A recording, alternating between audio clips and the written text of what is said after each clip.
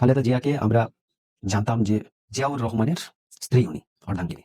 আর শেখ হাসিনা হচ্ছে বাংলাদেশের জাতির পিতা বলা যেতে পারে মুজিবুর রহমানের কন্যা। তো এই যে দুজনের মধ্যে শুকনো একটা বেশ লড়াই, এই লড়াইটা বাংলাদেশকে উন্নতির কিন্তু এতটা শিখরে নিয়ে এসেছে। আজকে যদি এই দুটো রাজনৈতিক পার্টি এবং এই দুটো নেত্রী যদি আলাদাভাবে দুজন দুজনের সম্মুখে না থাকতো, তাহলে আজকে বাংলাদেশ এত উন্নত কোনো সময়ই হতে পারতো না। যেটা থেকে বর্তমানে পাকিস্তানিরা কিন্তু খুব চিৎকার চেঁচামেচি করে যে আমাদের থেকেই আলাদা হলো বাংলাদেশ। আজকের ডেটে বাংলাদেশের ইকোনমি, বাংলাদেশের অর্থনীতি, বাংলাদেশের জিডিপি দেখো আর পাকিস্তানের জিডিপি দেখো। এটা কিন্তু পাকিস্তানিরা খুব আফসোস করে এই জিনিসটা নিয়ে। দেখুন, এর অনেক ব্যাখ্যা রয়েছে। বাংলাদেশে প্রথম দিকে বাংলাদেশের রাজনৈতিক যে পরিকাঠামো সেটা খুব একটা ভালো না হলেও পরে কিন্তু রাজনৈতিক দিক দিয়ে বাংলাদেশ যথেষ্ট স্টাবলিশড হয়েছে।